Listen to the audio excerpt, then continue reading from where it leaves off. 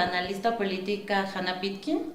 Ella nació en Alemania en 1931. El contexto es un contexto difícil, todo el mundo lo sabe. En la Alemania de esa época ya está la persecución hacia la gente judía. Ella nace en el contexto de una familia intelectual judía de izquierda, ¿no? Su papá es Otto Fenichel, que es un psicoanalista de la tercera generación. Entonces Hannah Pitkin nos dice que sus influencias como una persona refugiada la marcaron en el sentido en que para ella el cambio de idioma, el cambio de lugar, desde ahí empezó su interés por el análisis del lenguaje y por la cuestión política, porque ella siempre estuvo rodeada de personas que le hablaban sobre la política.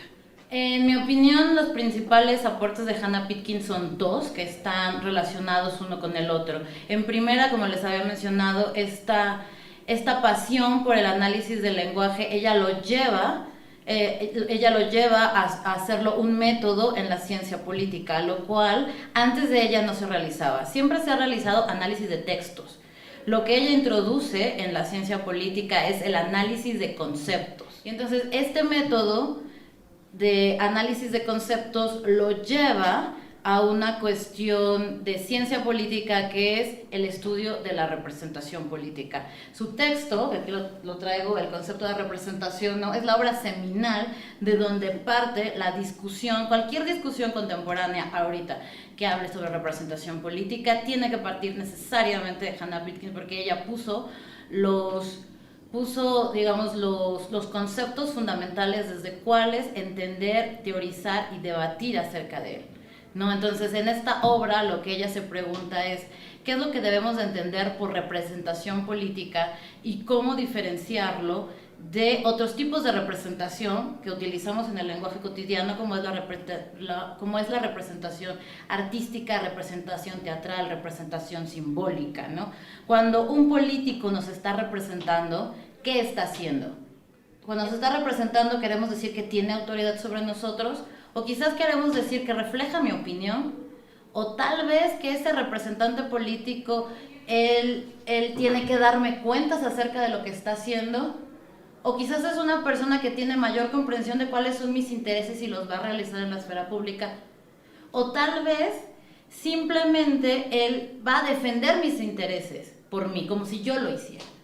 Hannah Pitkin, ella empieza a hacer todo este análisis conceptual y propone obviamente su manera normativa de entender la representación. Yo creo que ella es una autora muy vigente por tres razones. Ella introduce el método del análisis de conceptos para la cuestión política, eso es fundamental.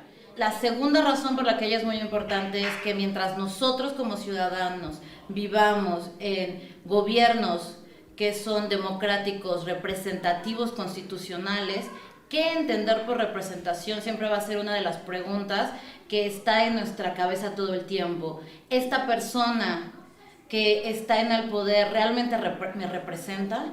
¿Me representa democráticamente? ¿Es un buen representante? Sí, no, ¿por qué? Es un caso muy claro en donde este placer de reflexionar teórico lo lleva también a la práctica, a preguntas que nosotros tenemos en nuestro ámbito cotidiano, y busca darle respuesta a esas preguntas que todas las personas se hacen, como ¿qué podemos hacer frente a estas circunstancias que nos parecen apabullantes?